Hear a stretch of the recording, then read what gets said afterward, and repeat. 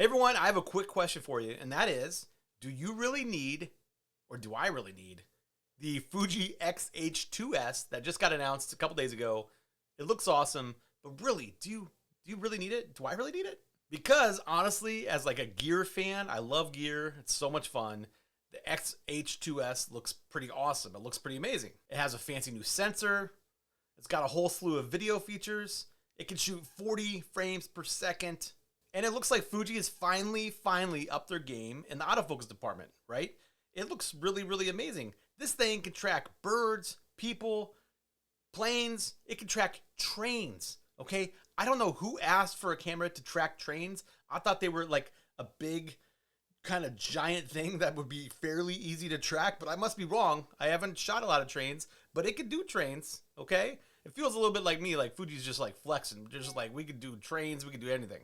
So as a gearhead, I really think this camera looks kind of cool, right? Maybe some people are disappointed that it doesn't have a lot more megapixels, whatever. It looks pretty awesome. But this is where I have to stop myself, and you have to stop and think, is it something that's really going to benefit your photography? Is it going to be something that you can do something new with that you couldn't do before, and now suddenly you can? And for some people, the answer is going to be yes.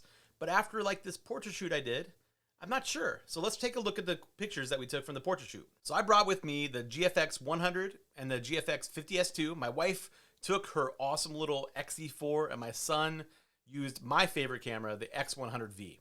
It was a fully Fuji family photo shoot. Alliteration, people. So I pulled out 2 images from each camera for you to check out and to look at and to ask, can you tell the difference between the $10,000 GFX 100 all the way down to the sub $1,000 XE4 and see what you think. I put a little number on the bottom of each photo, and then I'll put on the description which camera shot each of those photos. So you can think in your head which picture was done with which camera. And then if you want to look at the results, you can look down below to see how right you were. The first image here is of Katie and her daughter had just recently started to walk. It's a nice image. It's a nice background blur. Next one up is Azalea. Azalea is a beautiful young woman, and she has the best smile on earth, right? She's just chilling out by a tree. A nice shot there. We did a little bit of a cake smash. Now, the cake smash was not a resounding success. It was very cute, but she did not smash that cake. It wasn't like Hulk smash. It was more like, hey, can I really touch this cake? Are you guys going to let me do this?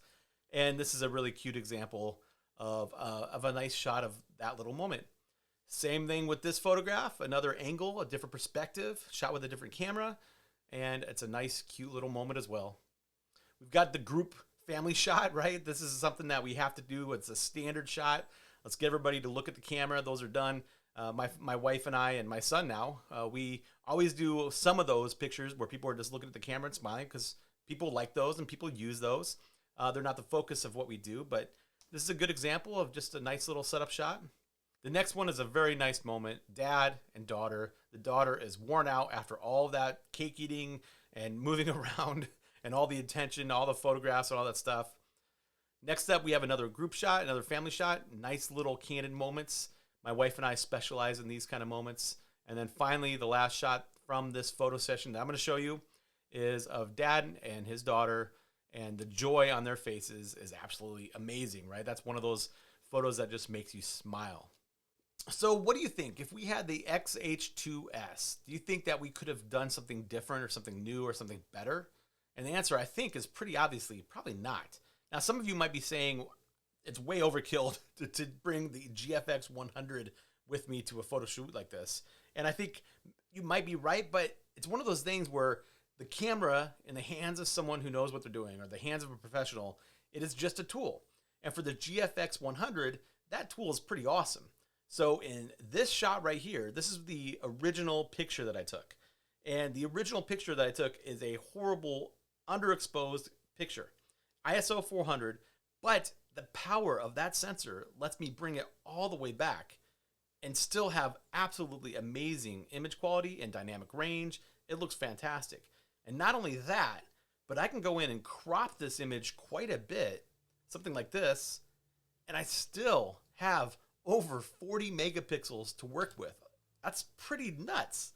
All right, a really powerful sensor and a very strong ability to crop in and still have a lot of resolution. gives me a lot of options as a professional photographer for the type of photography that I personally do. And so, will the X-H2s will open up opportunities for you? That's the question. Like, if you're a wildlife photographer, a birder, a sports photographer, then the X-H2s makes a lot of sense. If you're looking at video options, it also looks like this camera can do some incredible things as well. You know, there's a lot we don't know about the X-H2s. It's not out in the wild yet. It's not final. It's not in our hands. Is it going to be living up to all of its promises? Will your old lenses find new life on the new camera? Will you have to buy some new gear? Will you have to buy some new lenses just to match the autofocus performance? I would imagine on some of the lenses you're going to have to, right? They have a new 56 1.2 coming out, which probably is because, hey, our old one just couldn't keep up with the new one, right? And I could see that. The 56 1.2 is a little bit of a slower focusing lens. So is the new camera really going to deliver? So remember that the new product announcements that come out are supposed to activate that space in our mind that says, ooh, I really want that. I bet you folks don't have one of these. I want that. But I think for many of us, myself included, this camera doesn't necessarily meet where I'm at as a photographer right now. For me, right now, what I'm doing, where I'm going with my photography, I need more resolution. I'm not shooting fast stuff. I want more options with the sensor. And so for me, this is probably going to be an easy pass. But if I was a birder, if I was a sports photographer, I'd probably just sell whatever I could and I'd buy this thing because it looks like it's really going to help us, for those types of photographers, get better photographs. But hey, if you got the money, if you got $2,500, you're a gearhead, you want this thing, let's go get it. It's going to be fun, right? But for those of us who are either buying other cameras like me with the GFX 150, holy cow, or you're waiting for something down the line, remember, Fuji also has the X-H2 coming out, according to rumors. That is going to be a higher resolution camera that's not going to be quite as fast. That's down the line and something to consider and maybe think about too. Thank you for watching. I hope you enjoyed. I hope this helps a little bit. I'm trying to get better at the YouTube thing, so if there's anything I can do better on, let me know below. Other than that, I hope to see you around in the future. You take care.